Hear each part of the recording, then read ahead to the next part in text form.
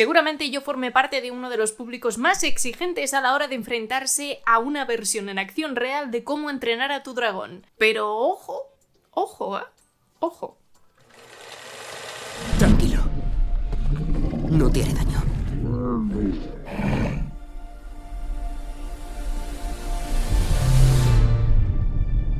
Antes de empezar a hablar de la nueva versión en acción real de Cómo entrenar a tu dragón, te recuerdo que puedes suscribirte a mi canal, que es totalmente gratis y me ayudas muchísimo, es solo un clic. Y te recuerdo también que tengo página de Patreon donde puedes escuchar un podcast exclusivo 2 veces al mes. Te dejo el enlace en la caja de descripción. Y no te olvides de seguirme en Instagram.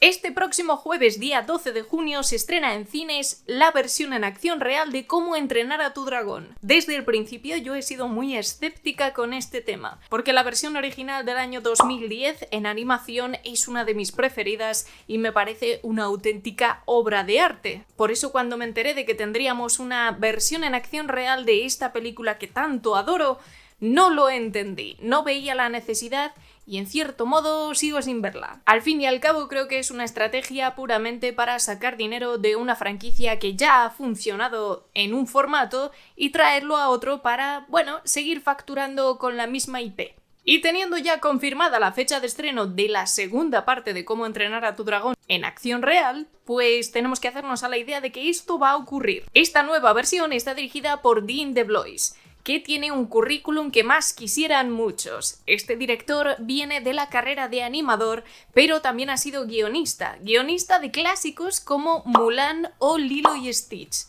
Ahí ya con eso, señor, me quito el sombrero porque menudos pedazo de clásicos. Pero no solo eso, sino que también ha sido el guionista de toda la saga de Cómo entrenar a tu dragón. Por eso me parece muy obvio que fuera él el elegido para hacer esta película. Eso sí, hay que tener en cuenta que no tiene demasiada experiencia rodando en acción real. Ha tenido algunos trabajos, pero no tiene nada que ver con enfrentarse a una gran producción como esta, que ha costado 130 millones de dólares. En su momento, en el año 2010, la película de animación costó 165 millones. Evidentemente, producir una película de animación de esas características cuesta mucho tiempo y dinero, mucho esfuerzo técnico, muchísimos animadores y normalmente más de 2 años de trabajo si tienes un buen ritmo. Pero hay que reconocer que este director, guionista y productor se ha enfrentado muy bien a esta tarea de trasladar la película de animación a acción real, con todo lo que eso conlleva, porque no solamente es hacerte cargo de las localizaciones, viajar, rodar en escenarios reales, sino también de introducir los personajes con efectos visuales. Es decir, tener un rodaje en el que se controle mucho ese tipo de cosas, tener un buen supervisor de efectos visuales, que entiendo que lo tendría porque, evidentemente, dedicándose a la animación, seguro que ha tenido a uno de los mejores y tengo que decir que eso se nota, porque todo el trabajo aproximadamente de la primera hora de película, la integración de los efectos visuales dentro de la acción real es muy buena. Al menos bastante por encima del nivel habitual al que estamos acostumbrados. Creo que han hecho un trabajo fantástico en ese sentido. Algo que no es nada fácil, hay que decirlo. Tenemos de vuelta al actor Gerard Butler interpretando a Stoico, el padre de Hippo. Y puedo confirmar que su trabajo ha sido muy bueno. Le he visto encarnando a Stoico de una manera espectacular y seguramente que para él ha tenido que ser un momento muy emotivo y a la vez satisfactorio el hecho de poder interpretar al personaje físicamente después de haberle dado su voz durante toda la saga. Pero en el caso de los protagonistas tenemos otros actores, evidentemente. Nuestro protagonista está interpretado por Mason Thames y también tenemos a Astrid interpretada por Nico Parker. No tengo más palabras que admiración hacia estos dos jóvenes protagonistas, porque tenía mis dudas. Hippo es un personaje muy especial, es un marginado, está totalmente fuera de la sociedad en la que vive dentro de su universo, y eso no es nada fácil de interpretar. Y en principio no me cuadraba para nada en este papel de Hippo, pero tengo que tragarme mis palabras y deciros que ha hecho un Hippo espectacular. He podido ver la película en versión original subtitulada y tengo que apuntar incluso que la voz que le ha dado a Hippo se parece bastante en cierto modo a la original de 2010, pero sin querer imitarla, porque en su versión original tenemos una voz muy especial, que es la de Jay Baruchel, que tiene mucha personalidad. pero sin embargo Mason Thames ha decidido coger alguna de las características y manías de este personaje y trasladarlas a su estilo, y creo que eso lo ha hecho muy bien. Y tenemos a una Nico Parker interpretando a Astrid que está fantástica. No se ha salido ni un solo momento de su papel y creo que la ha trasladado con muchísimo cariño, respeto, y es una versión de Astrid muy buena. Creo que el trabajo de casting en general ha sido muy acertado con los personajes secundarios, y Nick Frost, ¿qué os voy a decir de él? Me ha parecido entrañable. Normalmente no está bien hacer comparaciones, pero creo que en este caso es prácticamente imposible no comparar esta versión con la de 2010. Tenemos unas cuantas diferencias, como por ejemplo la duración. La del 2010 duraba 1 hora y 38 minutos. Esta dura un poquito más, se acerca a las 2 horas y 5 minutos, aportándonos algo más de duración, sobre todo en un inicio, dándonos un poquito más de contexto y con una secuencia inicial espectacular que hace una intro a la historia muy buena. En otros momentos, quizás sobre todo en el entrenamiento del dragón, esto no es ningún spoiler, han decidido alargar un poco ese proceso y puede que se te haga un poquito de bola, sobre todo si ya conoces la historia y sabes perfectamente lo que va a pasar. Esto es un problema, porque la perspectiva no tiene nada que ver. Por ejemplo, por mi parte, que he visto la película de animación 1.000.000 de veces y la adoro con todo mi corazón, veo absolutamente todos los cambios, las omisiones, lo que han introducido, lo que no, las partes nuevas, y eso me hace estar constantemente fijándome en ese tipo de cosas, y no quiero decir que no la haya disfrutado porque lo he hecho, pero es muy complicado al estar constantemente mentalmente comparando las dos películas. Es inevitable, pero es lo que ocurre.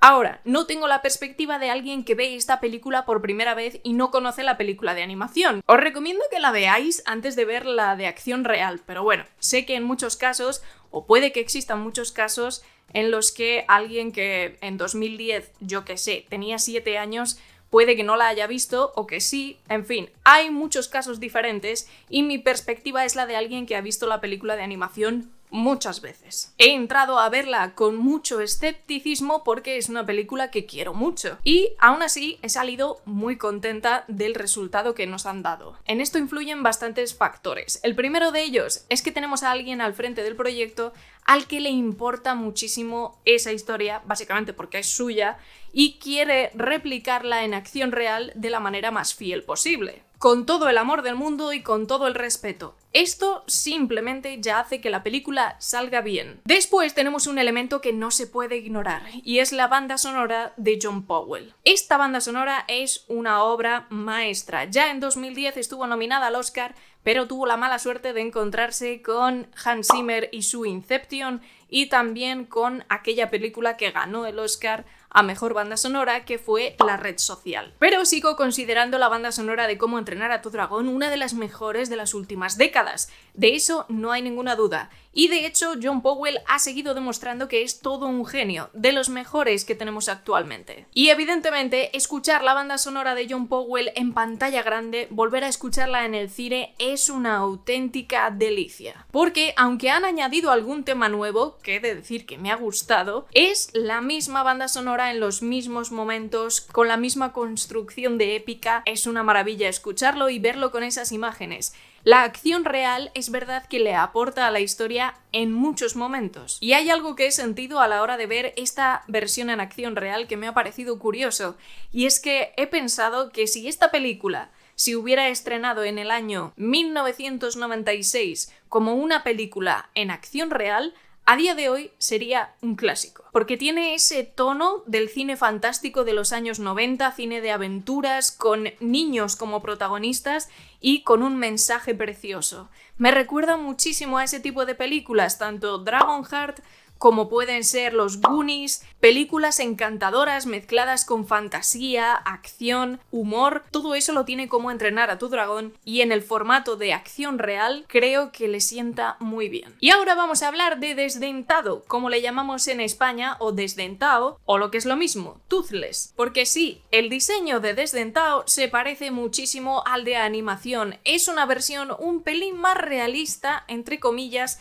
de lo que sería este dragón en acción real. Ahora tenemos que hablar de las ventajas y desventajas de hacer una versión en acción real en este caso. Y es que he notado que en la versión en acción real, Toothless, desdentado, es menos expresivo que en la de animación. No tenemos esas expresiones faciales tan marcadas. ¿Por qué? Porque tenemos una estética mucho más realista y es muy complicado con esa iluminación global poder detectar sus expresiones tan fácilmente como en la película de animación. Y a esto hay que sumarle que sí, tiene muchos momentos de comedia, al igual que en la de animación, pero ha perdido algunos. Han decidido cortar ciertos momentos en los que hay interacciones entre Hippo y Desdentado que para mí son preciosas, entrañables, encantadoras, pero han decidido no ponerlas en la película de acción real. ¿Tendrían sus motivos? Seguramente. Quizá hacer una película un pelín más adulta que la de animación, puede que esa sea la intención, pero desde luego que la esencia de cómo entrenar a tu dragón está ahí. Pero sí que creo que ha perdido la capacidad expresiva que tiene la animación frente a la acción real. En cuanto a los efectos visuales, como ya os he dicho, la integración de toda la primera hora de la película es maravillosa. Por otro lado, en las secuencias de vuelo sí que he visto algún que otro fallo o la integración no es tan buena. Pero tengo que señalar también que toda la secuencia final de la película es espectacular. Tremendo. ¿Cómo se ve eso?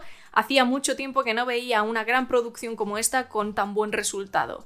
Es normal, teniendo a todo el equipo de DreamWorks detrás, con un trabajo que ya conocían, que ya estaba, entre comillas, hecho, y donde comparten la mayoría de los diseños, por lo tanto, hay ya mucho trabajo ya adelantado. Pero el resultado ha sido muy bueno. Rodada en Islandia, con unas localizaciones preciosas, creo que han hecho muy buen trabajo y hay que reconocerlo. Cuando ha llegado el final de la película no me he emocionado, pero esto no creo que sea porque la película no lo consiga, pero eso creo que es porque la he visto tantas veces y he llorado tanto con esta película que ya no me quedan lágrimas. Me encantaría tener la perspectiva de alguien que no ha visto las películas de animación y ve esta película por primera vez. Creo que tiene que ser espectacular, una sensación increíble, con esa banda sonora, con lo bien integrada que está, lo bien hecha, los personajes tan entrañables. Me encantaría, pagaría por verla por primera vez, pero no puede ser. Por todo esto, para mí, la versión en acción real de cómo entrenar a tu dragón, para mi sorpresa, es un 7,5.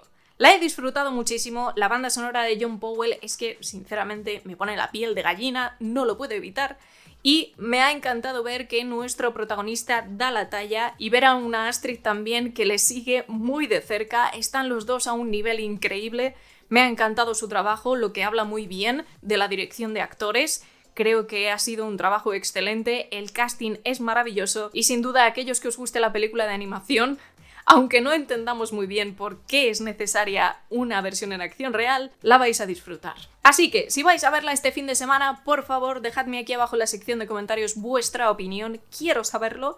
Si la habéis visto, si no, si venís de nuevas, qué suerte tenéis. Y por mi parte, nada más. Te dejo por aquí algún vídeo que puede que te interese y ya sabéis que nos vamos a ver dentro de muy poquito.